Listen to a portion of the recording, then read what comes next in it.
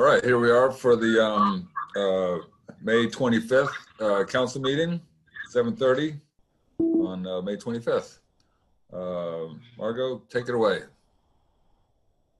I, Margot GK, the town clerk of the town of Morristown, do hereby state that it is 7:30 on Tuesday, May 25th, 2021, and that this regular meeting is being held remotely via webinar. Both adequate electronic notice of this meeting were provided according to law by written notice to the Morristown Daily Record, the official newspaper of the town of Morristown, and to the New York Star Ledger, both more than 48 hours ago. Notice was also posted in Town Hall and on the town website and filed with the office of the town clerk of the town of Morristown. I do further state that I shall enter into the minutes of this meeting a statement that such notice was as particularly described by me in the announcement. Councilwoman Cotton. I'm sorry? Oh. Councilman Elms. Present. Councilwoman Foster. Here. Councilman Anacone. Here. Councilman Mayor. Here. Council President Armington. Here. Councilman Silva is excused this evening. Mr. President, you have a quorum. Fantastic. Okay, we're going to jump into a moment of silence.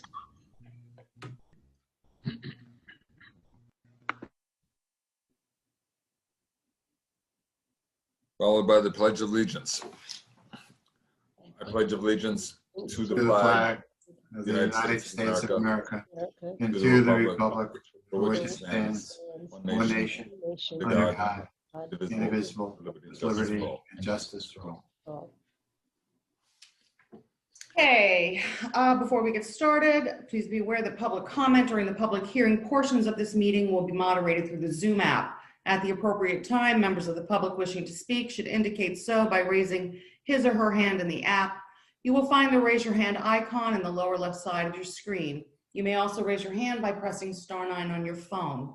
When it is your turn, the moderator will send a signal through the app and ask you to unmute yourself so that you may be heard. To unmute yourself on the phone, press *6. Just a couple of announcements. Item number 7 of the consent agenda has been pulled. That's the Harding Terrace block party. Also, the Municipal Alliance activity date was printed incorrectly. It is graduation night 2021 rather than 2019. Thank you, Councilwoman Mayor, for catching that. There are 7 items on the consent agenda this evening. Unless a member of council would like to discuss one or more separately, I would ask for a motion to approve the consent agenda. I'll make a motion to approve the consent agenda. I'll second. Councilwoman Cotton. Yes. Councilman Elms. Yes. Councilman Foster. Yes.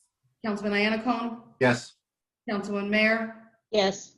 Council President Armington. Yes. Motion carries. At this time, I will open up the floor for a public hearing on the Morris Township Joint Municipal Alliance grant application for supplemental funding for parent education and project graduation, January 2021 to December 31, 2021.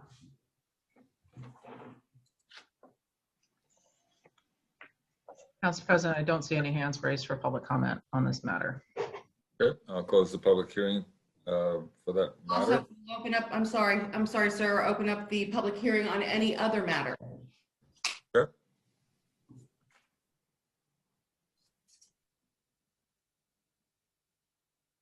Council President, I don't see any other hands raised for public hearing on any other matter. Okay, I'll close the public hearing then. Moving on to, well, there's probably no council responses to public hearing comments. Moving on to mayor's proclamations and presentations. Thank you, Council President. Okay, the first one I want to read into the record is presented to Carol Jones, Chief Nursing Officer at Atlantic Health Systems, and Sandra Foley, Chair of the Institute for Nursing and the President-elect of the NJ State Nurses Association. Registered nurses in the United States constitutes our nation's largest healthcare profession. The depth and breadth of registered nursing profession meets the different and emerging healthcare needs of the American population in a wide range of settings. The American Nurses Association is working to chart a new course for a healthy nation that relies on increasing access to primary and preventative health care.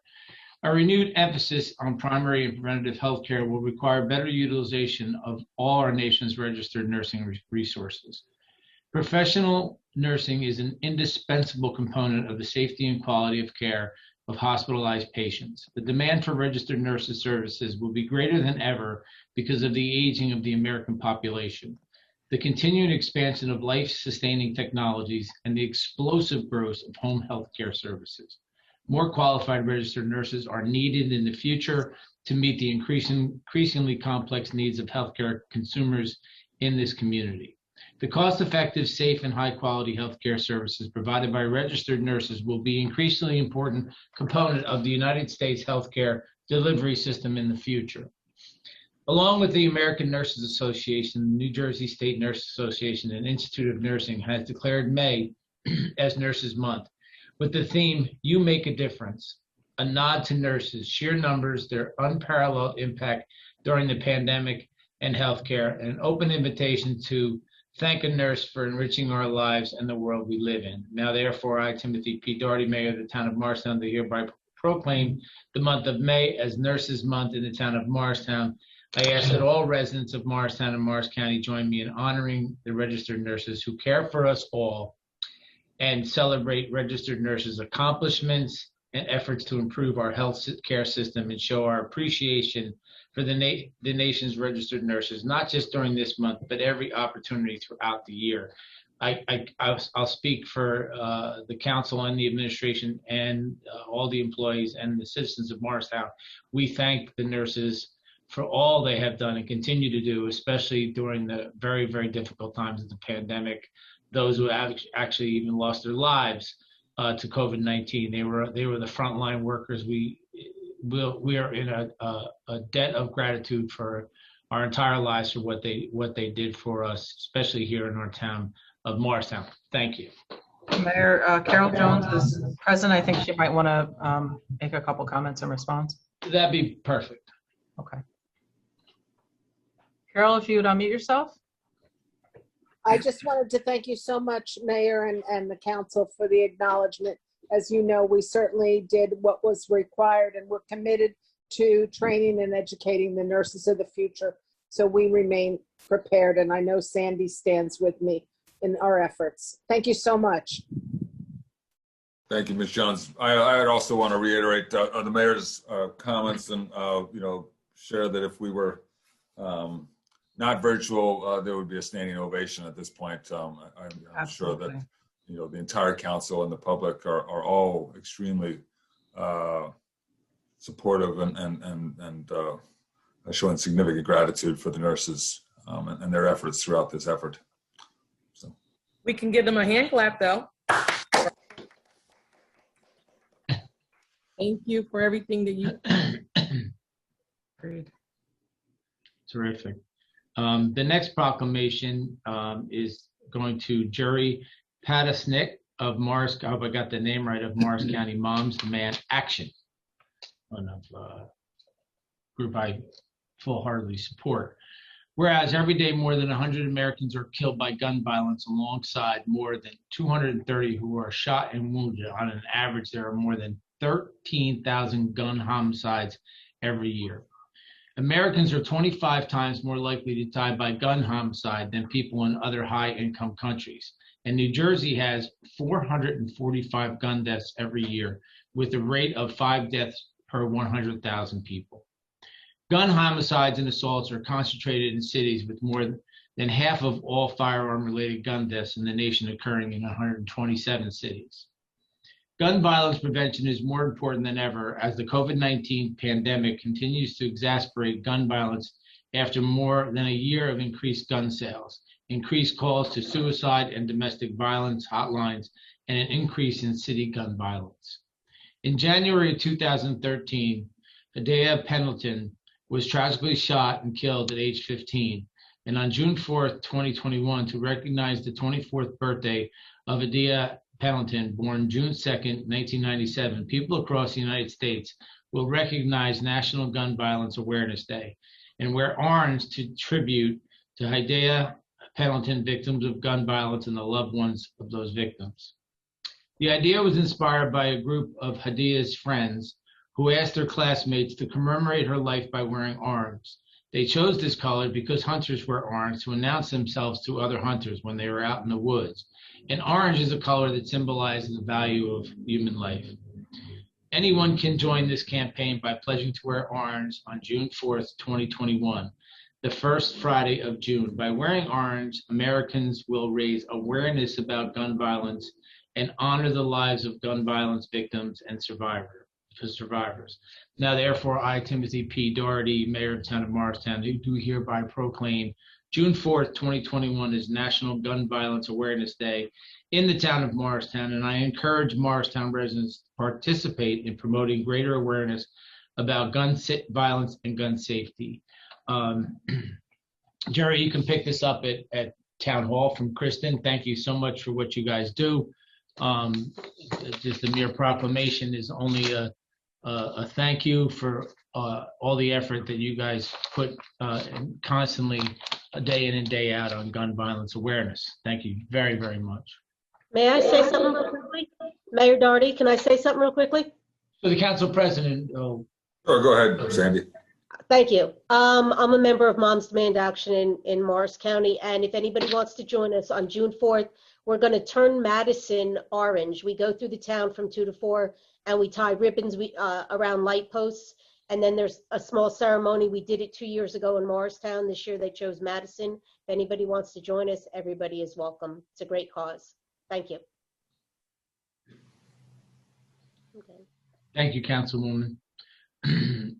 June is recognized. I'm going to do the next. I have two more left, Council President. June is recognized as Pride Month, a celebratory time that brings the LGBT community together with family, friends, and allies to take pride in themselves and their many achievements. According to GLAAD, which stands for GLAAD, Pride Month commemorates the anniversary of Stonewall Rebellion in New York City on June 28, 1969, which most consider to be the birth of the modern LGBT movement. At the time, police raids on bars catering to LGBT patrons were common, but that night the patrons of Stonewall Inn fought back and ignited a national firestorm of activism that brought new visibility to the struggle of the LGBT equality. Pride Month also marks an opportunity for the community to come together, take stock, and recognize the advances and setbacks made over the years. It is also a chance for the community to come together and celebrate in a festive, affirming atmosphere. Support of anti-crime laws, equal rights for all Americans, outlawing discrimination in the workplace, and equal adoption rights for all Americans is imperative and strengthens our entire community. Morristown's vibrant character is strengthened by its rich diversity of ethnic, cultural, racial, gender, and sexual identities of its residents. All residents of Morristown are encouraged to recognize the importance of supporting our LGBTQ community and to ensuring that all residents are empowered to live their lives open and fairly, with support of their peers, educators, community leaders, and very importantly, without fear. Now, therefore, I, Timothy P. Doherty, Mayor of the Town of Morristown, do hereby proclaim June 2021 as LGBT Pride Month in the Town of Morristown. I call upon residents of Morristown to join in Pride Month celebrations, which highlight the need to work together and promote equal rights for all, regardless of sexual orientation and gender identity. And I believe we'll confirm this with the business administrator that we'll be raising the flag for June month. Just want to celebrate Pride Month for June. And I hope all the council members and the citizens of Morristown will celebrate it with me too. Thank you, Mayor. Wonderful. Council President, this is the final proclamation. We don't usually get this many, but this is an Asian and Pacific Island Heritage Month. is observed during the month of May to recognize the contributions and influence of Asian Americans and Pacific Island Americans to history, culture, and achievements of the United States. New Jersey is proud to be home of a large Asian American and Pacific Island population that contributes greatly to the prosperity and the enrichment of our state.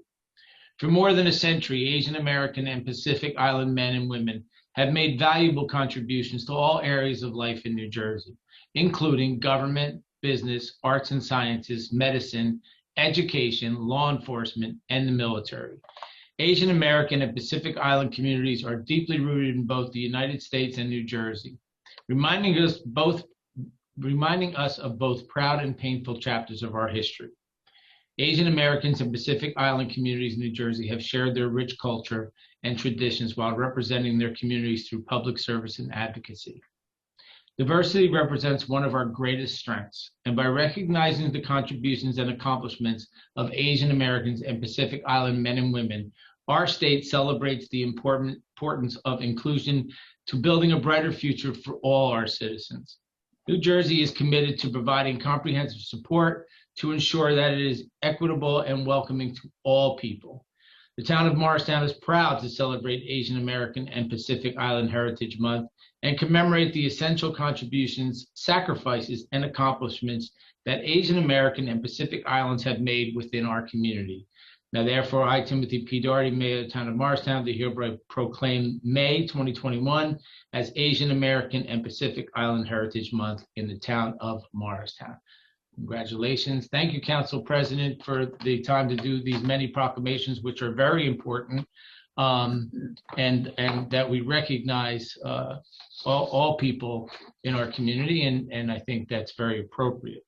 Now I'm going to finish up with our event listing, and that's all you'll hear from me. I want to thank the Morristown Environmental Commission, Nathan Umbriak and Maureen Denman and Kirby Johnson, the acting Clean Communities Coordinator. They put together a pretty darn good turnout for cleanup day. And I may be wrong, and Nathan can correct me when I see him, or Maureen will correct me. I believe they had 140 volunteers sign up. They did run out of shirts. And I want to thank all the citizens of Morristown, young, old, children, everybody that came out to help clean up Morristown. And thank you, Environmental Commission Chair Maureen Denman, Nathan Umbriak, and our Clean Communities Coordinator, acting Kirby Johnston. It was a great turnout, great event. All that participated, council members, thank you so much. It was a great event for our community. Just want everybody to mark their calendars. Remember, June 8th is primary day. All polling places are open for in-person voting.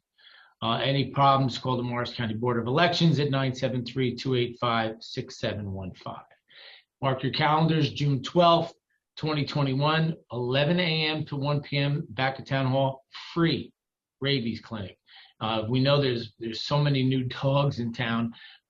This is a great opportunity for residents of Morristown to get free rabies clinic. To take advantage of that, you need to pre-register your pet by calling 973-292-6731. Obviously, go to townofmorristown.org to find out all the latest and greatest, but mark your calendars, let your email chains know and your residents know, June 12th, 11 a.m. to 1 p.m. The only special announcements I have is effective May 28th. The statewide indoor mask mandate will be lifted.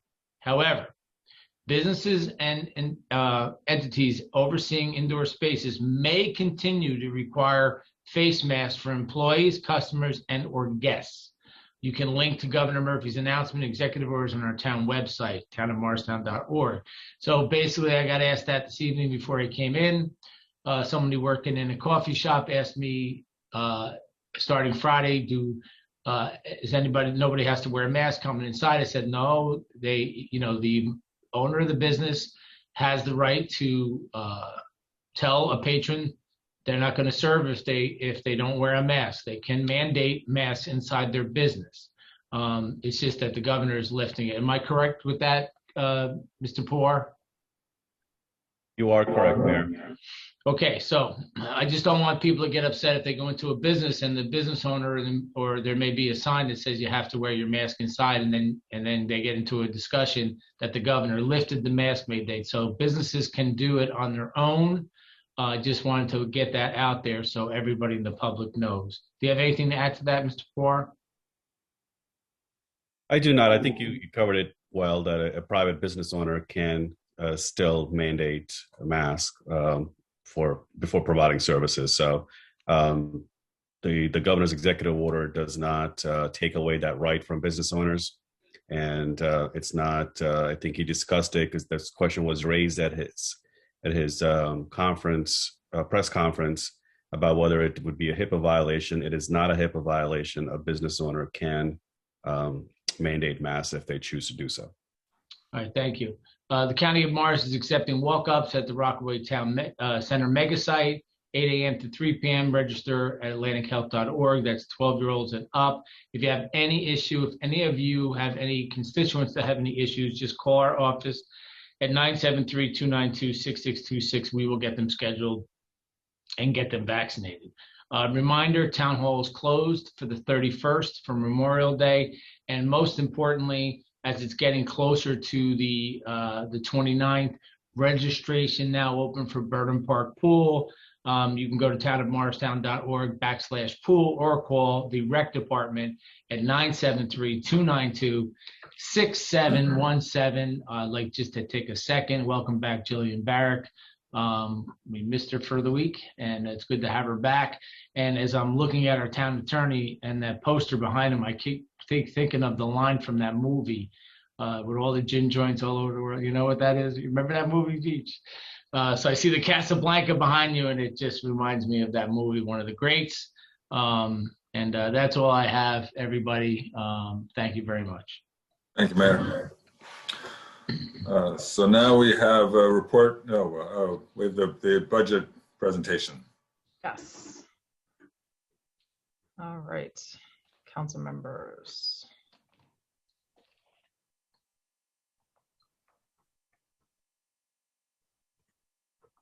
Hang tight.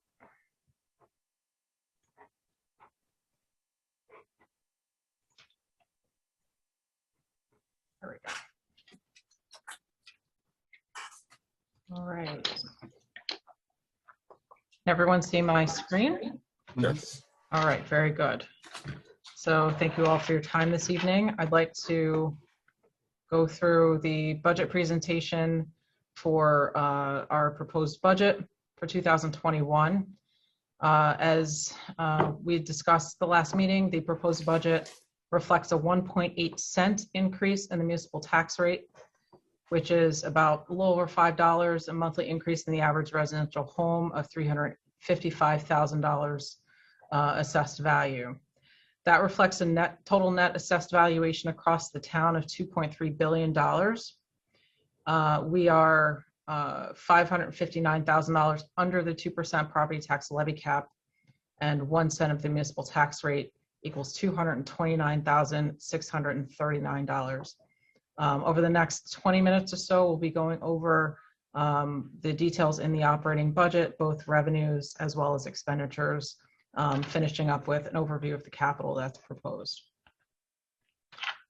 So going into the property tax rate, as many of you know, the tax rate is made up of 4 components: the municipal, the school district, the county, and the library. The municipal component, while the municipal component is going up 1.8 cents in the tax rate, the school district, the county, and the library are all going down. The school district and the county, their estimated tax rates at this point, we anticipate that they're going down because our total assessed value went up significantly last year, and because the school district and the county are regional taxes, a disproportionate increase in our assessed valuation equates to a decrease in the tax rate, even if there's an increase in their total levy. The library budget actually went down slightly, which is reflected in the library budget, the tax rate going down a little bit. But the happy news is that the total net assessed value, or excuse me, the total property tax rate is actually going down for the average taxpayer, a little over a penny in the tax rate. To break down property taxes for 2021, the municipal tax is about 36% of the total of the tax bill. The school district remains to be a little over 50%, the county at 11.8%, and the library at 1.5%. So what does this mean for me? While the average assessed value is about $350,000, as we know, many of our property owners' values range.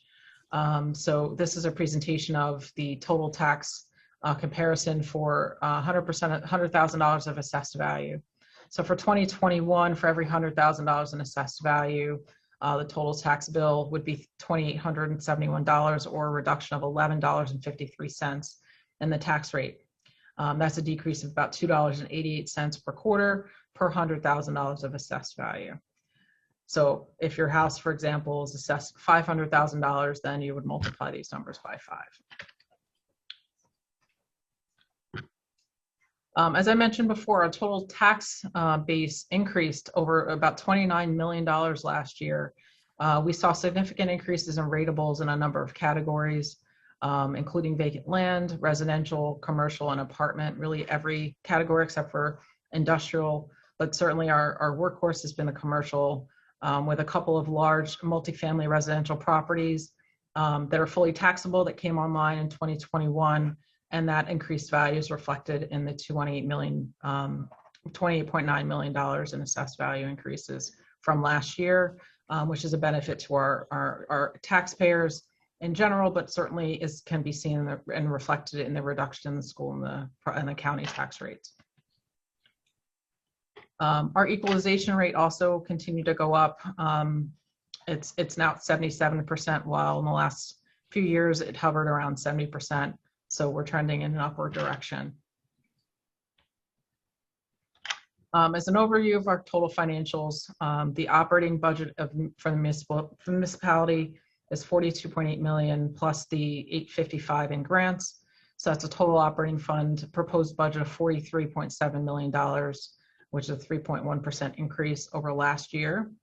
The sewer utility fund is actually decreased over last year at $7.2 million plus the $250 in capital improvements for a total of $7.5 million, which means that between the sewer and the operating fund, the total financial budget's $51.2 million, or 1.4% increase.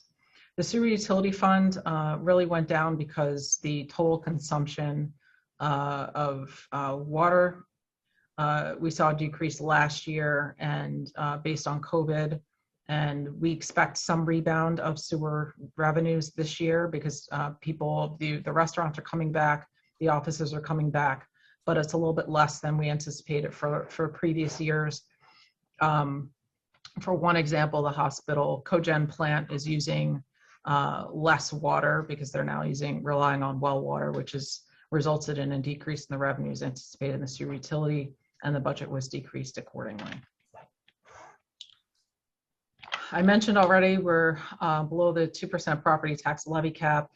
The projected total revenues of $43.7 million. The maximum allowable total tax levy is 24.5, and our levy as proposed is 23.9, which again is about $500,000 under the tax levy cap. This has been several years in a row we've been below the tax levy cap, and I would anticipate that trend to continue. Our total revenue, 50% of our total revenue comes to municipal tax levy. The next largest category is surplus, and then from both the utility surplus as well as our capital fund surplus, and then followed by special items appropriation, which is the grants, and then state aid at $6.6 million. I want to spend a little time talking about the COVID sensitive revenues because these few revenue categories really drove a lot of our assumptions on the revenue side. We did see, we talked a little bit last year about the impact of 4 major revenue sources, which totaled a loss of about $1 million in revenue. We anticipated similar losses this year over pre-COVID levels, although the categories are slightly different than we anticipated initially. In 2020, we thought, for example, that the UCC fees would be down substantially because construction would stop. We come to find out that that was completely wrong. But we did see sustained reductions in revenue from the municipal court, as well as hotel motel tax, which is reflected here. So municipal court, we usually see about $1 million in revenue. Last year, we saw a little bit over $500,000. We're proposing $786,000 in 2021 as the court has been, back and active in a virtual form, although not, at the same levels as prior years.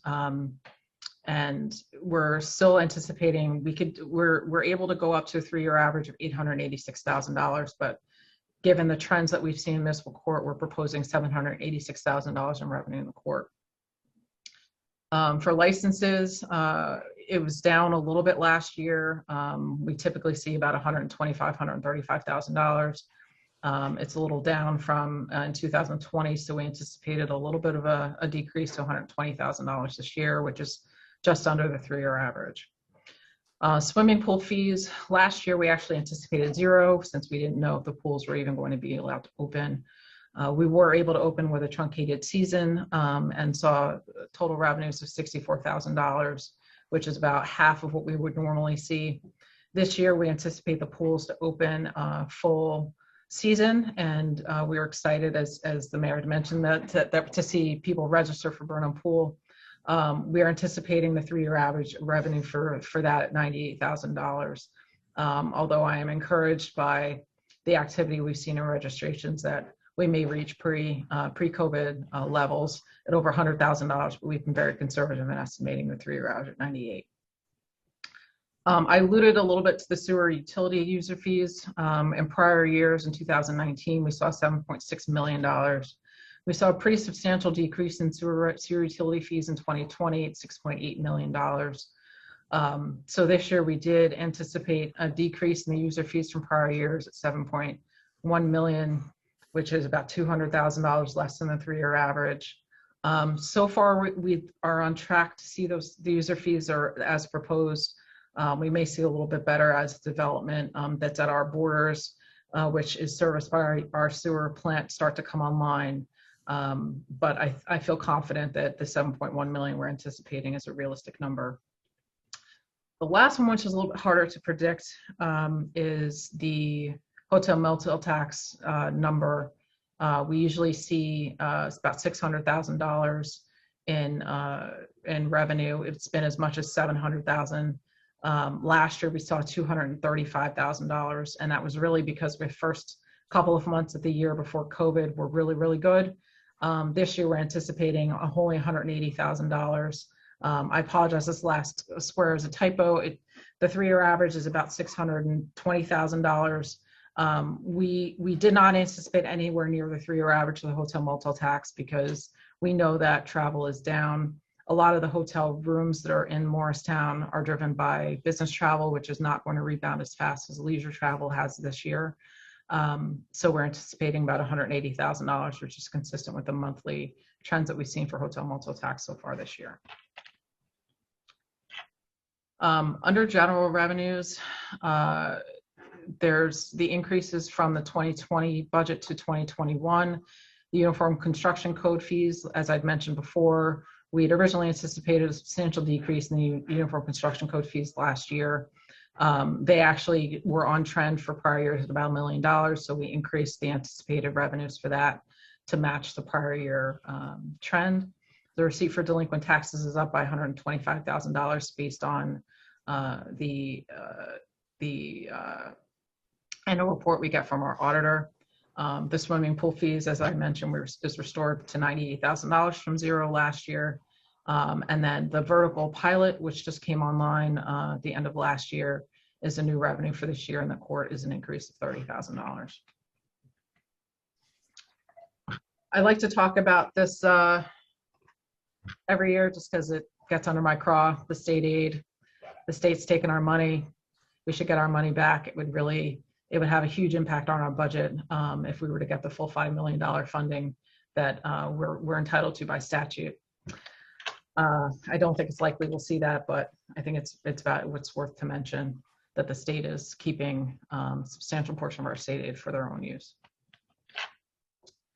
The use of surplus, we're anticipating the use of $4.4 million in surplus in this operating budget. It's about $1 million over what we normally anticipate, given the revenue losses that we've experienced as a result of COVID. Those use of surplus, and that's really outlined at the last line. The remaining use of surplus is really for purposes of funding one-time expenses like reserves, capital improvements, and the balance is really for municipal property tax relief to ensure that we're able to keep a reasonable property tax increase for our taxpayers. We are still, our fund balance nonetheless, we're anticipating that our fund balance is going to be pretty healthy and will be much better than our fund balance target of about $8 million that was set by the fund balance policy that this council adopted a couple of years ago. Our fund balance has been very healthy over the last few years, and we typically see even if we anticipate at $4.4 million, we usually see a lapse and replenishment into the fund balance of about $3 million. So we anticipate the end of this year to still see a fund balance of about a little over $11 million at the end of this year. So I think our fund balance will remain healthy, and we can sustain the increased use of fund balance as anticipated in the proposed budget that's before you for consideration. On the appropriation side, as much like prior years, our largest expense is public safety at 24.5% or $10.7 million. The next largest category is insurance at $7 million, and then public works at $7 million, just under $7 million. The total departmental operations are $24.7 million, most of which is salaries and wages at just over 18. That's an increase of about 4%, which really is representative of the fact that we have many employees that are still in step progressions, particularly in police and fire. There's 192 full-time employees, which is 184 in the current fund and 8 in the sewer utility. And the other expenses are up about 2%, $135,000. And I'll go into detail about a couple of the larger appropriation changes in the proposed budget. So the largest increases, the biggest one is the pension at almost $400,000. The next is medical and dental insurance at $265,000. The reserve for vacation and sick pay at $200,000, which is anticipation of negotiation of labor negotiations. Both police contracts and both civilian contracts have expired and are up for negotiation this year. So there's a reserve set up for that process. You also see a $177,000 increase in police salaries and wages, which is reflected in the existing salary guide that's in place for them. Many of the police officers are in the middle of the step guide, and some of their steps can be as much as 8 or 10% a year, even without cost of living adjustments based on contract increase. And the last increase is recycling and sanitation services. As many of you are aware, we had a new sanitation collection contract that was done a couple of months ago. And we saw a substantial increase in that cost of over $100,000 just for collection services. But however, that is pretty standard in the industry right now with sanitation and recycling cost increases. And in fact, we've seen other municipalities that have similar collection services seeing increases as much as 20 or 40%. There's also increase in tipping fees, which is reflected in that cost increase. So these 5 categories alone is $1.2 million in increases in the appropriations. To offset that, we do have some decreases. Interest on bonds decreased by almost $300,000. There was a decrease in the tax assessor other expenses, which is really a reflection of savings in legal services from the change in the our legal vendor from prior years. We've seen much better cost effectiveness in our current legal vendor. The reserve for tax appeals is down $100,000. We saw very few tax appeals last year, and our reserve, we used a very little of our reserve. And we are anticipating, fewer, similar tax appeal trend in this year. We reduced our PAYGO capital improvement fund by $75,000, And we also eliminated through attrition one of the positions that was in the zoning department. So those 5 categories total about $725,000 total reduction in our expenditures. So like I mentioned, the pension cost was one of the biggest increases we've seen in our budget. The PFRS is $380,000 alone. That's over 14% increase in that cost. And then PERS is another $88,000, or up 9.8%. This pension increases are set by the state. There was a change in the employer contribution percentages as outlined in the slide to the right of you. These we've typically seen 5 or 6% pension cost increases, and the increase of over $400,000 this year was not anticipated at all. And many municipalities have seen similar levels of increases, which have been very challenging in this time to try to anticipate and try to absorb. But certainly is beyond the control of the municipality to change that at this point. Our healthcare, we have a total $6.2 million in appropriations for healthcare, which is the total cost of the healthcare minus the premiums we collect through Chapter 78. There's a bit of an offset from the sewer fund and the building department, and then we get reimbursed from Medicaid for some retiree healthcare prescription costs to about $100,000 a year, which is reflected in the net $6.2 million that's included in the proposed budget. I do want to remind you, we did go self-insured in 2018, and it's worked out, I think, fairly well, at least in controlling costs. There's going to be natural increases in the cost of health insurance providing health benefits to employees. But we had been seeing double-digit increases in the past in health insurance. So seeing about 6% increases is much better than we'd seen in the past. And I think the self-insured has been working pretty well. On the debt service side, our Standard & Poor's credit rating remains a AA with a positive outlook. We've worked very hard to try to control our debt and expenditures while balancing the need for critical capital expenditures over the last few years. Our total net debt to equalized valuation is less than 1%. And over the last 10 years, we've declined our total net debt by 42% or $18.8 million. In the sewer utility, we've reduced the principal debt by $1.5 million in 2020. We have outstanding debt of $3.4 million. We expect to pay down the total sewer utility over the next 2 years and be completely pay-go by 2024. We've been on track to do that, and we expect to continue to be on track to completely eliminate the sewer debt as we've been anticipating for several years. We've added no new sewer utility debt, and this is the ninth year in a row. Lastly, on the capital project side, we have before you a capital ordinance for consideration tonight for $4.4 million. That reflects $2.3 million in sidewalk, curb, and road improvements.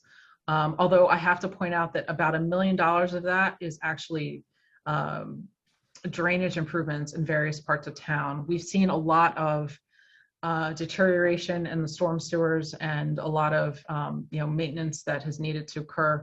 And we've gotten several neighborhoods who've seen routine flooding during rain events and things like that.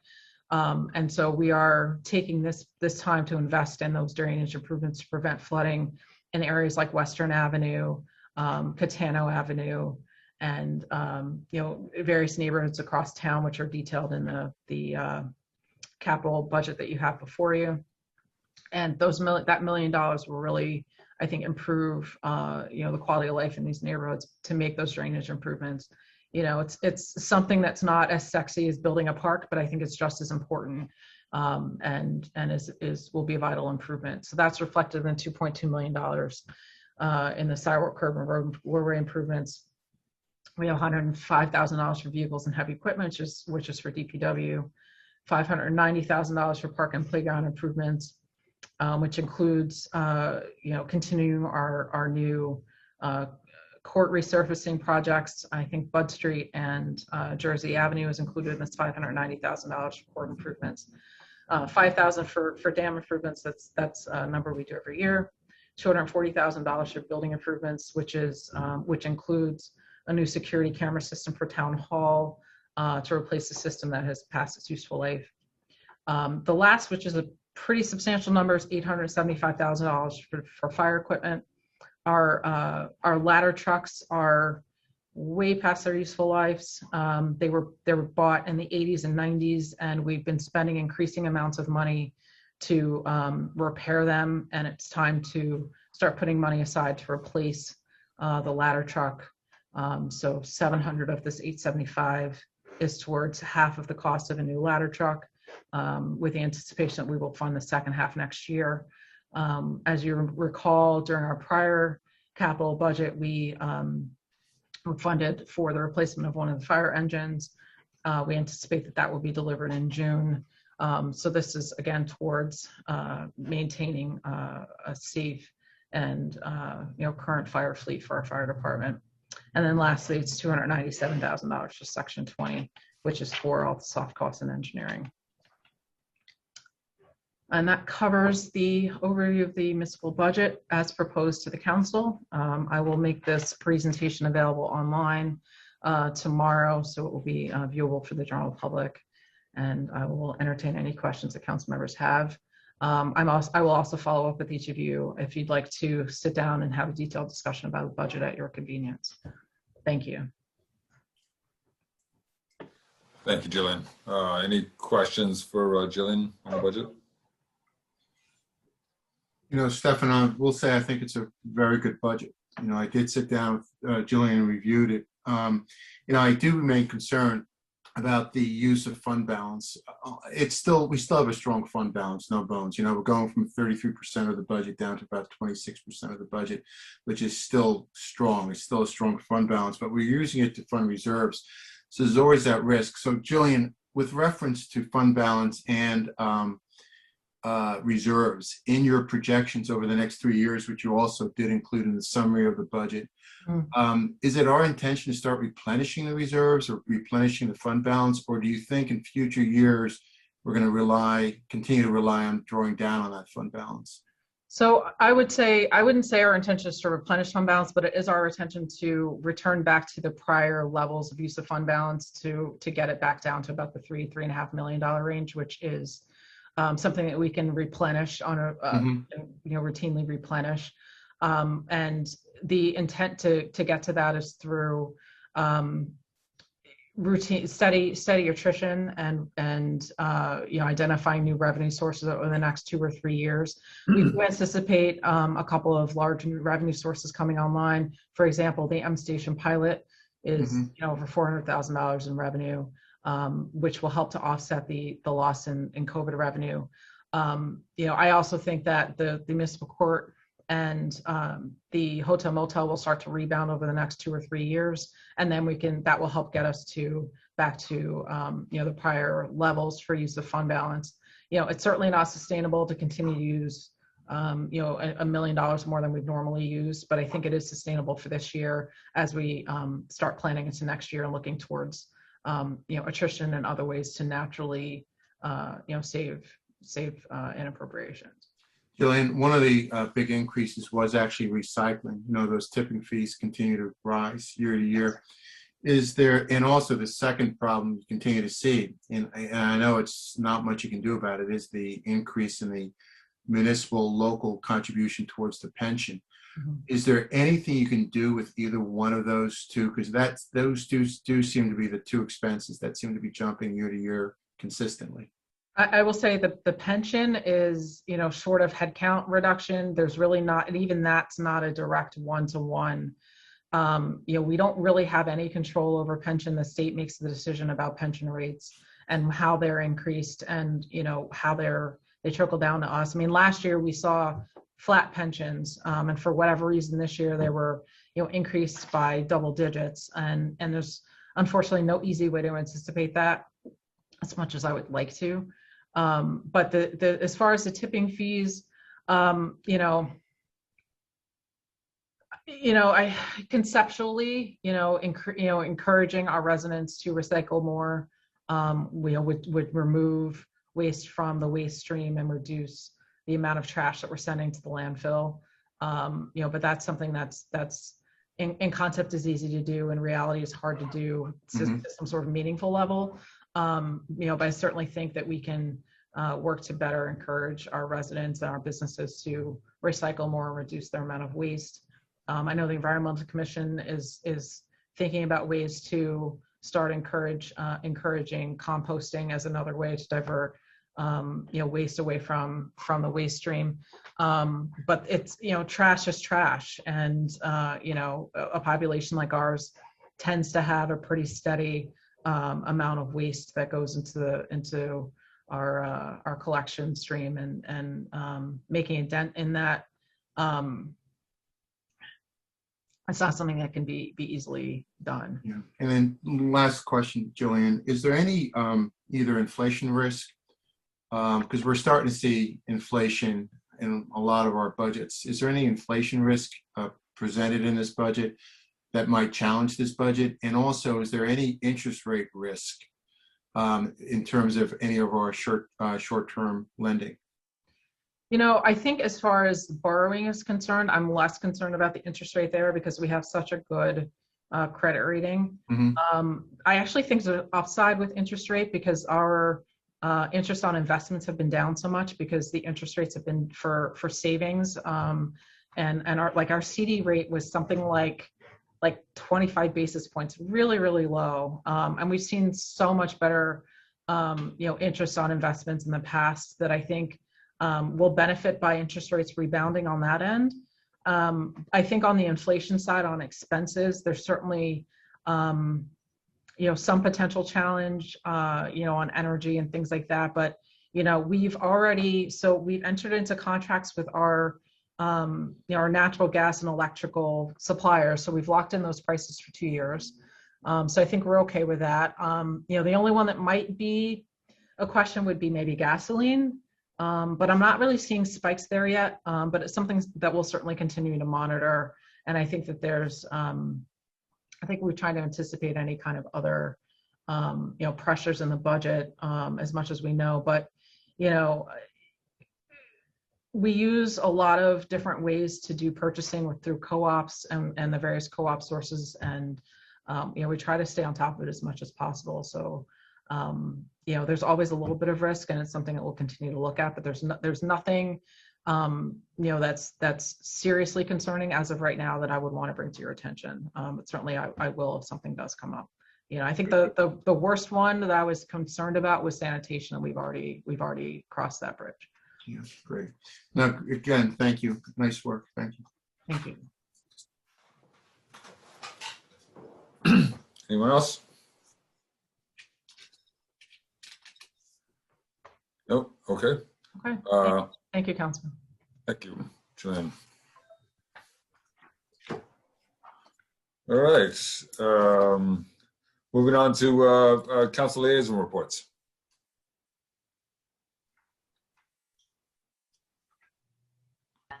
Sandy, you want to kick it off? Sure, I'll go first. Shade tree. We are in the midst of our beautiful tree contest. Anybody who wants to submit a picture of private, public tree, doesn't matter, anything that looks good. We welcome all the submissions. The commissioners are also still working diligently through the parks and taking assessments and through the streets and keeping an eye on our flexi pave. So I thank them for that. And basically that's it for now. I'll give a report from the Morristown Parking Authority. The pay by phone goes live tomorrow. They're also going to be repaving lots 13 by Flagler, 14 on Sussex, and lot 10 behind the Grasshopper. I'll do the update for the Morristown Partnership. Actually, they met this month. They installed the new board. Nice group. The budget's going to be presented at, I believe, our next council meeting. They did pass their budget. Restaurant month went good considering the situation, and farmers market is open. They remain concerned about the 5G towers, and they do appreciate the participation council is and the administration's offering them to participate in our discussion about 5G. Well, following up on that, I was talking to a couple of the council members about the possibility of sort of an annual report from the partnership, and what they've done to bring business to town and support the town. I think that would be helpful from the council's perspective, and also from their perspective about getting the word out about their guys. Actually, let's invite them for the same meeting they present their budget, maybe next week, and I'll work with Jen on getting that together. Despite the fact that, and I think the mayor does a good job, he reports about the new businesses opening in the beginning of our meetings and what have you. But, I know that people are disturbed about some of the vacancies, particularly on the west side of the green. They are working with the high school about putting some murals up, but nobody really wants to see murals up there. I think they're working well with administration in terms of what can you do with vacant properties. It's a tough issue. They do talk about it. But despite all that, they have had businesses open. And I think when you see those all in one picture, it's somewhat reassuring that after this pandemic kind of is behind us, a little bit more behind us, Morristown has got great bones, and folks will be back. I think that'd be great.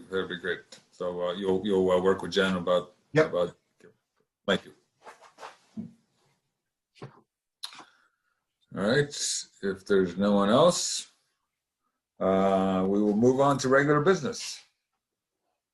Okay, there is one ordinance, excuse me, one ordinance for introduction this evening, ordinance number O-11-2021, bond ordinance providing for various capital improvements in and by the town of Morristown in the county of Morris, New Jersey, appropriating $4,398,930 therefore, and authorizing the issuance of $4,178,930 in bonds or notes of the town to finance part of the cost thereof.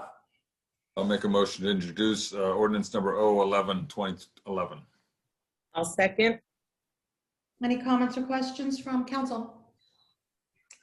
Okay, on the introduction of ordinance O-11-2021, Councilwoman Cotton, Yes. Councilman Helms, Yes. Councilwoman Foster, Yes. Councilman Iannacone, Yes. Councilwoman Mayer, Yes. Council President Armington. Yes. Ordinance O-11-2021 has been properly introduced by title and will be considered further after a public hearing on June 10th.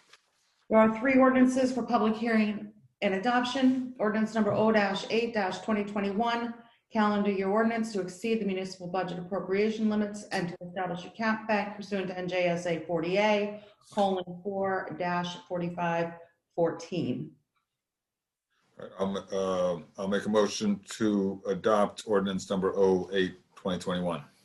I'll second.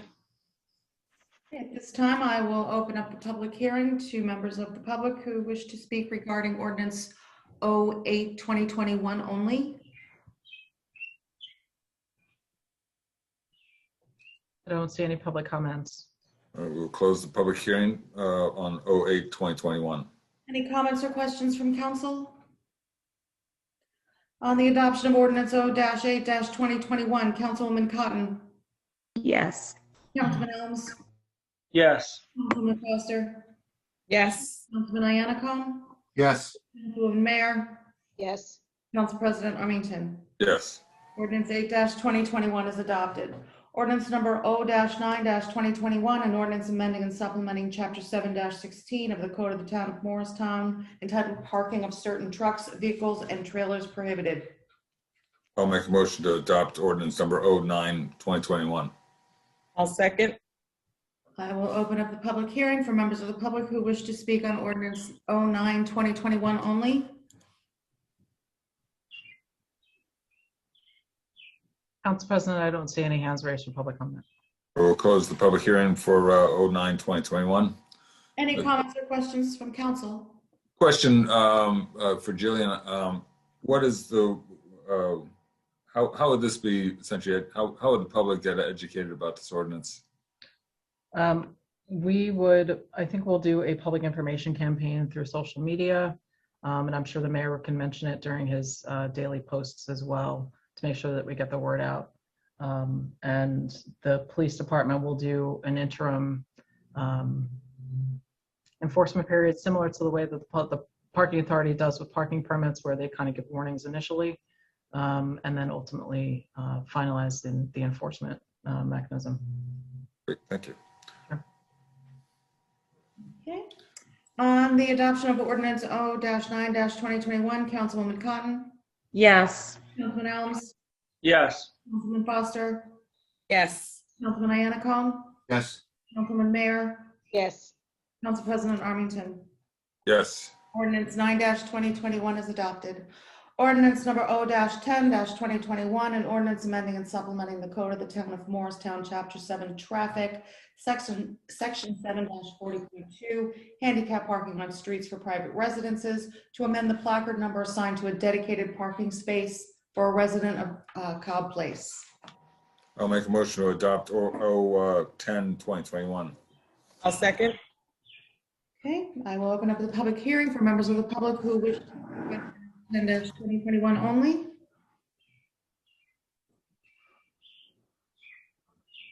Council President, there are no hands raised for public comment. Close the public hearing for O-10-2021. Any questions or comments from council? On the adoption of ordinance O-10-2021, Councilwoman Cotton, Yes. Councilman Elms, Yes. Councilman Foster, Yes. Councilman Iannicone, Yes. Councilman Mayor, Yes. Council President Armington. Yes. Ordinance 10-2021 is adopted. There are 3 resolutions for adoption this evening. Is there one or more that members of council would like to pull for separate consideration?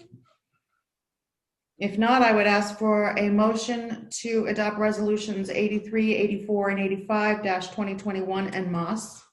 I'll make that motion. I'll second. Councilwoman Cotton, Yes. Councilman Elms, Yes. Councilman Foster, Yes. Councilman Iannicone, Yes. Councilman Mayor, Yes. Council President Armington. Yes. Motion carries. All right, that concludes the regular business. There's no unfinished old business. We have 2 items for new business. Our first item is NJDOT Route 287 noise. Councilman Iannicone, take it away. Thank you, Stefan. Stefan, maybe you can help me out with this one a little bit also, though. What happened during the COVID period is DOT did do some pretty excessive trimming of vegetation and trees along Route 287, primarily from Lafayette through about Continental, down through about Continental. It is a noticeable increase in noise, and it became more noticeable as the COVID traffic came back. Talking with a lot of the residents along 287, it's actually more noise than it was prior to COVID. So it is definitely an increase in noise. And most people are attributing that to the fact that there was a cutback of the vegetation, some of the trees. And the question I have is twofold. One, does the DOT consult with us when they're doing trimming of trees and considering the impact that may or may not have on the shielding of noise? And 2, is there anything we can consider doing with the DOT to do any further noise shielding for the town that we're not aware of? And Stefan, the reason why I mentioned, with all due respect, I know you have experience in this area, and hopefully maybe you have some answers. Sure. I'm going to defer to Jillian about any sort of notification that the DOT provides to us about clearing brush or trees on their own right away. I would suggest that the answer is no. And by Jillian's nod, that is not the case. So they don't provide any notification. Yeah. With regard to noise from the highway and barrier walls and the benefits of tree canopies. Essentially, the Federal Highway Administration, DOT,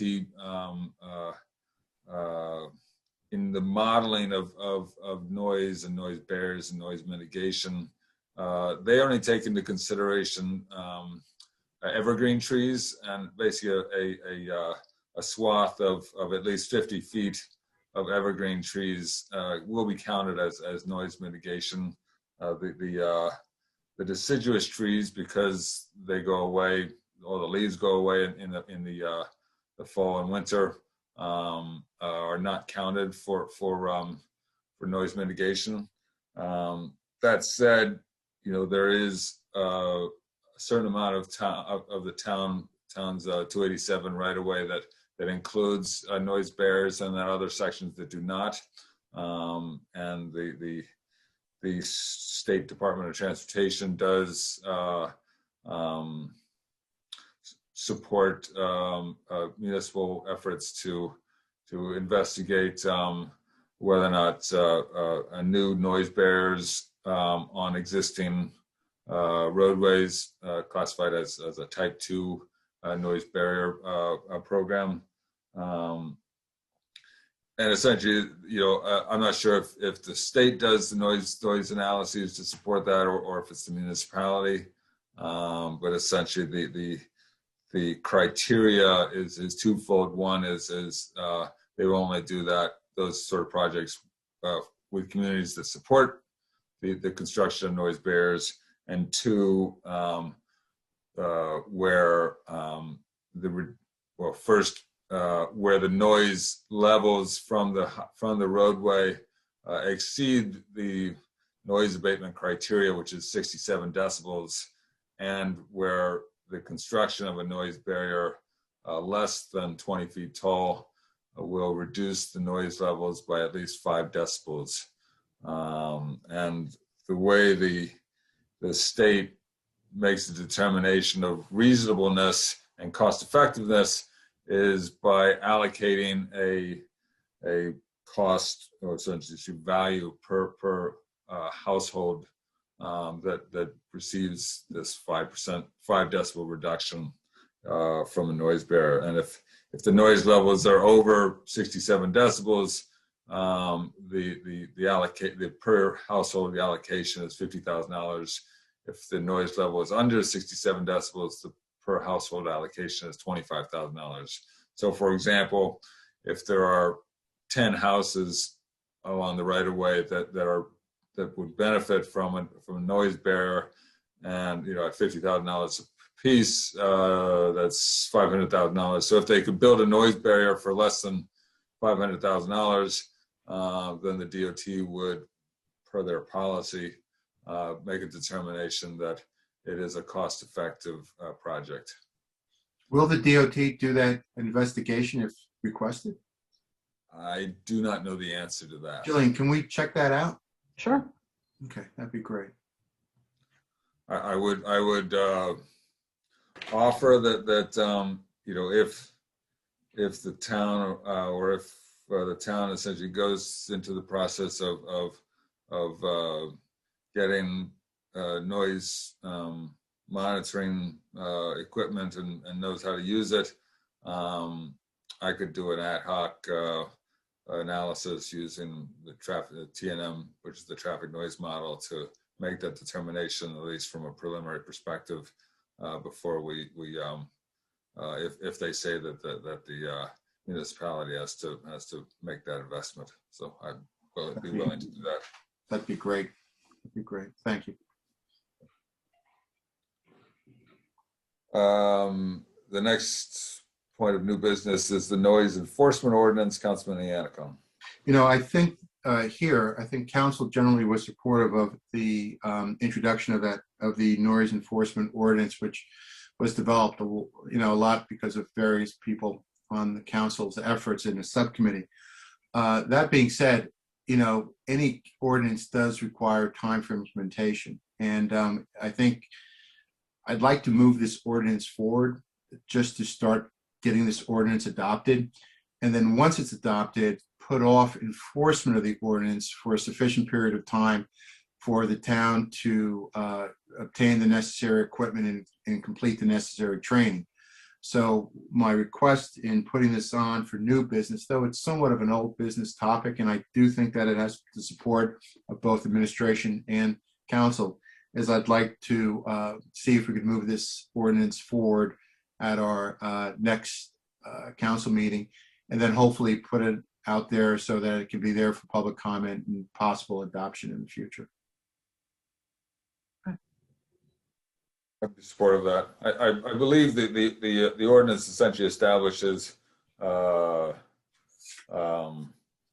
essentially the criteria for staff that can use the noise equipment, and then also staff that cannot use the noise equipment, and those staff members that cannot use the noise still have the ability to enforce the noise code as it is currently established. We don't. My understanding is that everything doesn't have to be done with a noise meter. Essentially, but if you're going to enforce it to the extent where where a court will require frankly, if there's a violation and a summons, I believe the intent is to be able to back that up with sound monitoring equipment that readings that can legitimize or provide proof of the violation. So I think we can still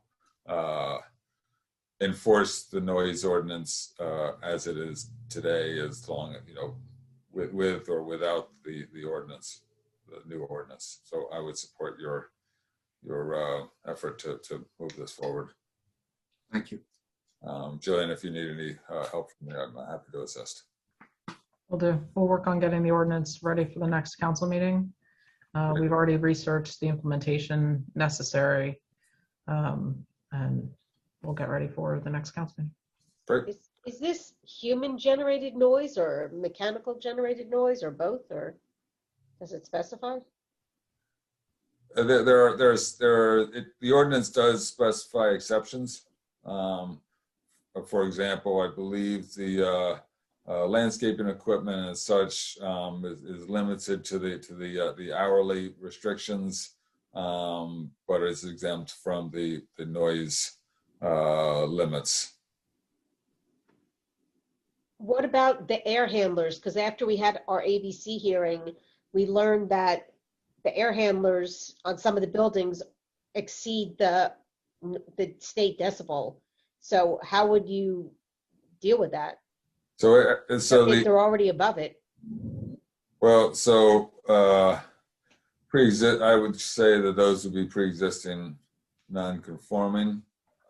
I'm not quite sure, but I think that's essentially from a planning board's perspective. Every time an application comes before the planning board, we ask for noise specifications as part of the record for air handlers, air conditioning, vents, things like that. And so all of the new ones since 2016 should be in compliance.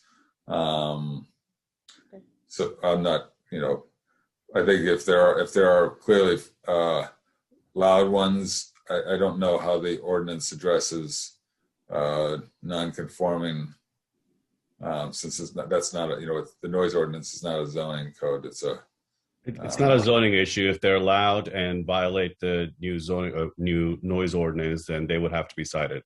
Yeah. Yep. But it doesn't address. It's not addressed by honking horns and things like that. So, but once the ordinance comes out, you'll see all the exemptions in there. Okay, thank you. Sure. Question for anyone, given the governor's elimination of mask mandates for everyone who is vaccinated, what's the chance we can go back to in-person meetings? Or what's the process? I I will defer to the attorney on the legalities of it, but I think we can, if you want to go back to in-person meetings, we would announce and go back to in-person meetings. The challenge will be, I think the ability to do something like a hybrid meeting, like you sort of mentioned before, would be very challenging. I don't know that we have the equipment set up to do that. So it would either have to be kind of all in person or all virtual. Yeah, I guess my inclination is I don't want to discourage people who are not vaccinated yet from attending the meetings. So if there's a way to figure out how to accommodate sort of a hybrid, I guess I'd prefer if we can spend some time looking at that, and if not, give it another month or so. I guess we have 2 meetings in June, and then one in July and one in August, unless otherwise increased to 2. If I can, Council President. Sure. I think a little bit of wait and see would not be harmful, owing to the fact that once the inside mask mandate goes into effect the 28th, the rate of transmission, actually, I think, Pete, you can correct me if I'm wrong, was up today. That's correct. It was 0.70. So I think a little bit of wait and see once all these mandates are uplifted to see where our rate of transmission goes. And obviously, there's overly concern in the fall. So we want to be very, very, very careful. Although public openings is what our ultimate goal is, but we want to take every precaution not to add to any kind of change in this COVID-19, because there's still a lot we're learning about it. So I think caution is best in place right now. At least I think for the public purpose, caution is the way to go. And like I said, we only have 1 meeting in July, 1 in August. So I think we can see how it goes over the summer with the rate of transmission into the early fall, and give us a better feed on safety. Yeah, I was going to support that. If we can investigate what our options are in terms of a hybrid approach, if that's if anyone else is doing that, in the state, and we had talked about the benefits of that on the planning board, given the amount of participation we have at planning boards from the Zoom perspective. So I think that'd be very helpful from the planning board, and then but also from the council side, so we can include everyone. But appreciate your input. All right, if there's nothing else, I'll make a motion to adjourn. Second? Second. All in favor? Aye. Aye. Opposed? Thank you. Meeting adjourned. Bye. Bye-bye. Don't forget to vote. Bye.